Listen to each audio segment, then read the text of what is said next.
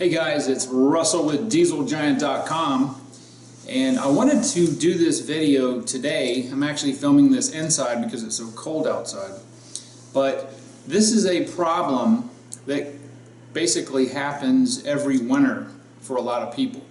What I want to talk about today is car batteries, and more specifically what happens to a car battery and what's happened to one of my batteries because of the extreme cold temperatures that we've been having for the last week or two.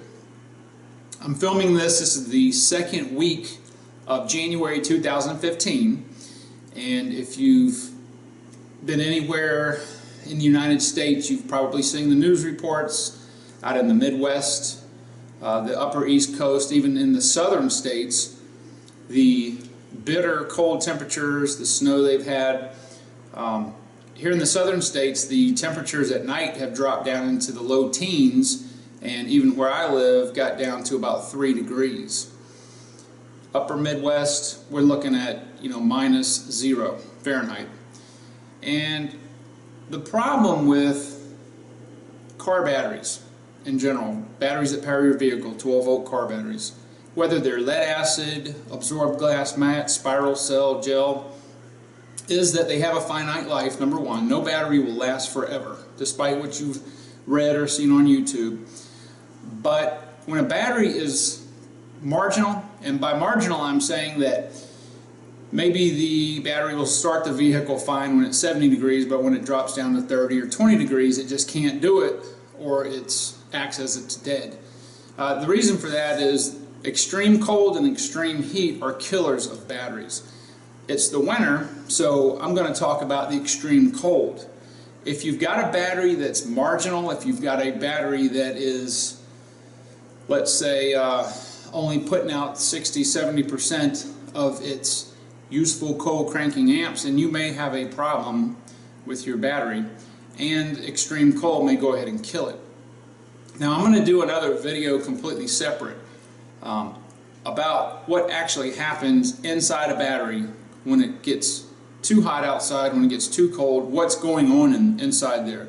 That's not what I want to talk about on this video so much, but what I want to do is I want to show you exactly what happens to a battery during the extreme cold and some of the symptoms that can occur. And I'm also going to show you something that's really neat that I've got. I'm going to do an actual tool review on this in a different video.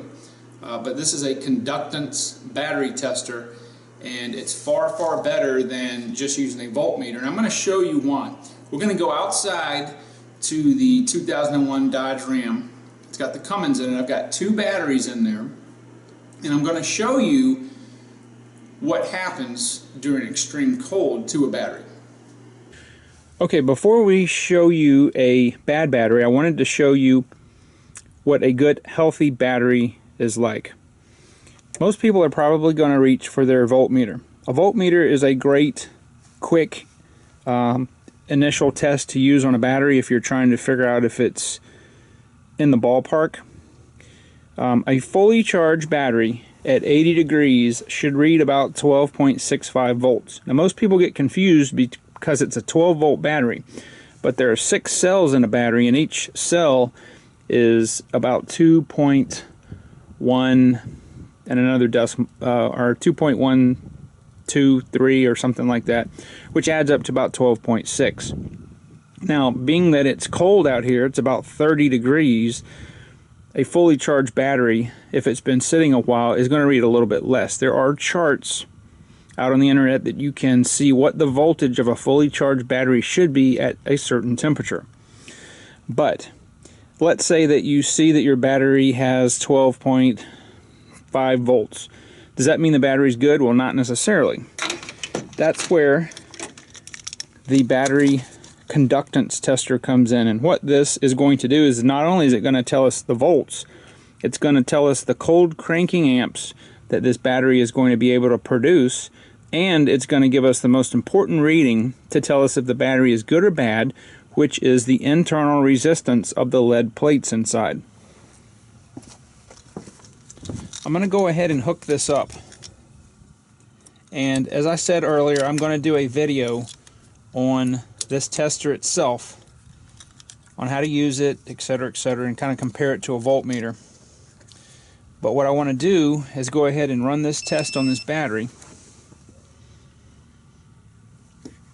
And you're probably not going to be able to see the screen because of the glare. Now it's asking me for the cold cranking amp, so I'm going to go ahead and enter that. This battery happens to be 760 cold cranking amps. And it's going to do its test. And basically what this is doing is it's putting a very small waveform through one post to the other to check the internal resistance of the plates. Now I get 12.92 volts and I'm getting 3.19 milliohms. Now the voltage is a little high because I've been driving the car. It's got what's called a top charge on it. To do this properly, I'd want to let the battery sit a few hours. But I know this battery's good primarily because the milliohms, it's got such low resistance. 3.19 is very, very good. Also, I have available 829 cold cranking amps, which is far over what the 760 is. However, the 760 is the rated cold cranking amps at 0 degrees. We're a little bit higher, being 30 degrees, so that's why it's a little higher. Plus, the batteries are usually rate a little higher if they're healthy. So I know that this battery is in really good shape because of this tester. So, and this battery is less than a year old. So now I'm going to take you over to the Dodge and let you see what it looks like on a battery that's failing. Okay, we're here at the battery that I suspect is the one that's bad. So I'm going to go ahead and hook my connectors up. I'm going to turn the tester on, and you're not going to be able to see the screen, but I'll tell you what the values are. Alright, this battery is 800 cranking amps. It's going through its test.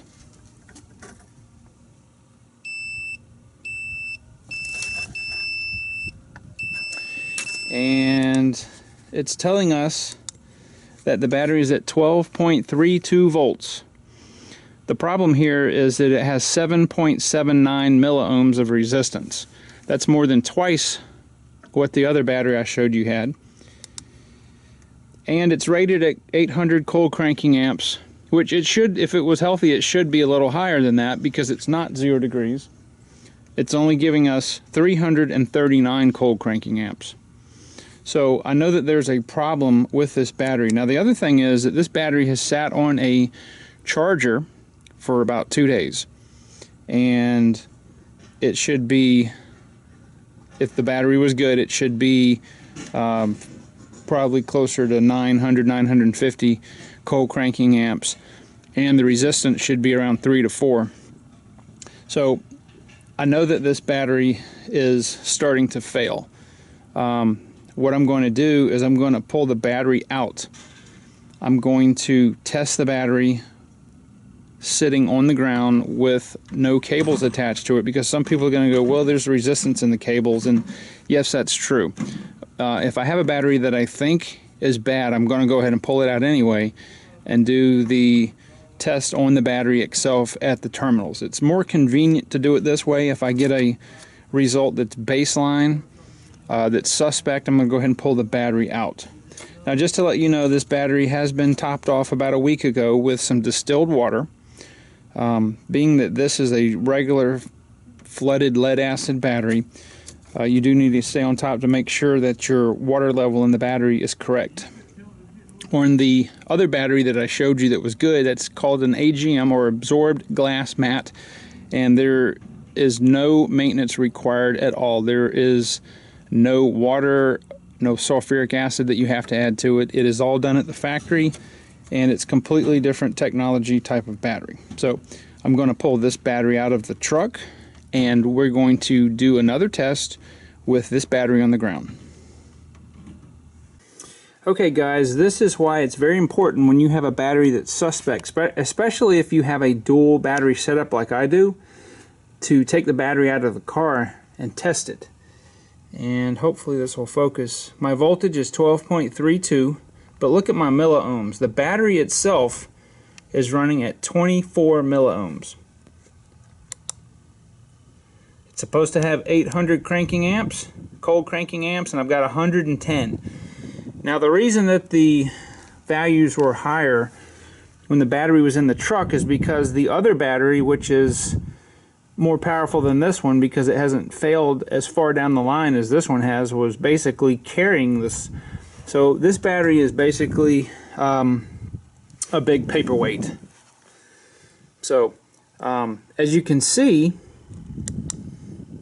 the readings are far different. This is the proper way to get 100% test of a battery, is to take it out of the vehicle, or to at least take the cables loose.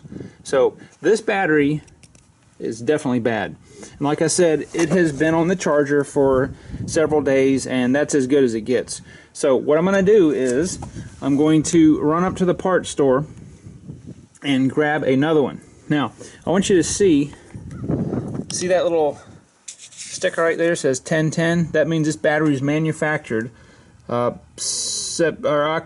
of 2010, and it is January of 2015. So I got 4 years of life out of this battery. This battery came from Advanced Auto Parts. So there's a lot of choices in batteries. These batteries run about $120.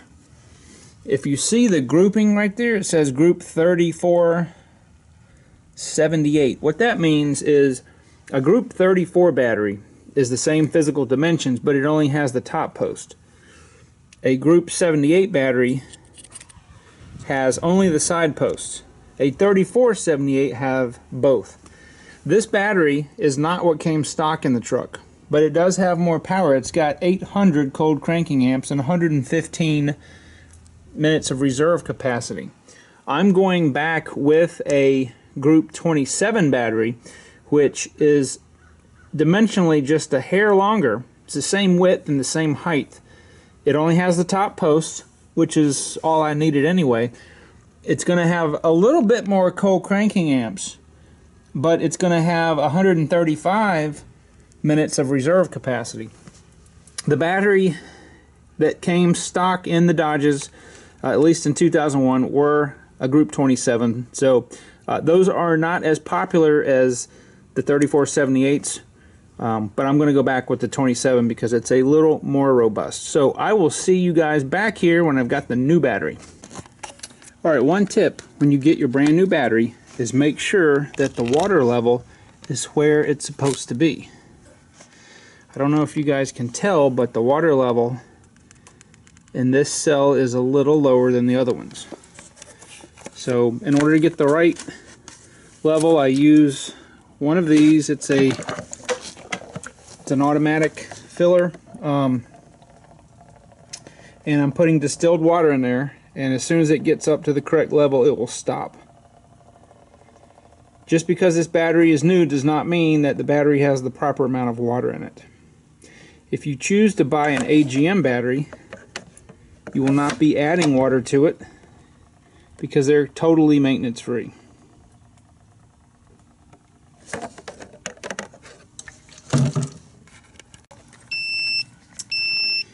Alright, we've got our cells full on the battery. We've just tested the voltage. We've got 12.51 volts, which is fine at this temperature we're at. We only have 2.91 milliohms of resistance, and it's showing that we've got about 910 cranking amps, cold cranking amps available. So I took my terminal cleaner, or my terminal post cleaner, and cleaned that off. Even though it's a brand new battery, it will have a slight amount of corrosion on it. So I've done the same thing to the cables, and I'm going to go ahead and install the battery. Alright, so we have got both of our batteries in. I've made sure to have the terminal protectors on both sides.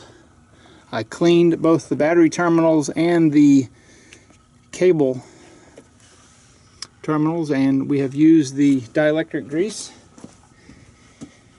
And same thing on this side. I'm going to have to redesign this so it goes straight across, because the other battery, the group 7834, was flush right here, and this is pinching this a little bit. So, but anyway, I'm going to go ahead and start it up and show you what it's supposed to sound like.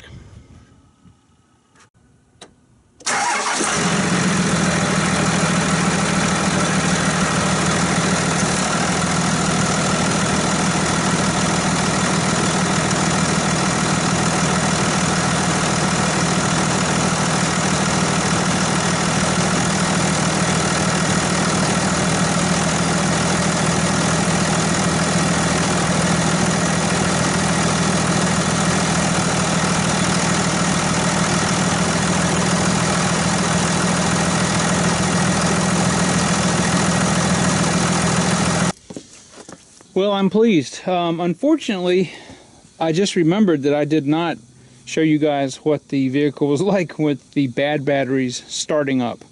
I have a sneaking suspicion that it would not have started with the original battery that was on the driver's side, because the cold cranking amps was so low. But the alternator is charging like it's supposed to, and we've got 2 new batteries in here.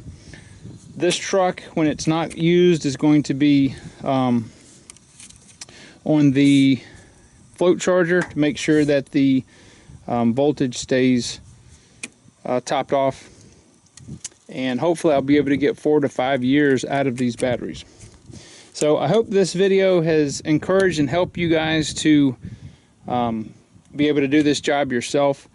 I'm going to do a review on the battery conductance tester that I used in this video, hopefully shortly, to kind of give you some specifics about why it's better over just a regular voltmeter. So I'm going to go ahead and get in the truck, take this old battery back up, and get my cord charge back.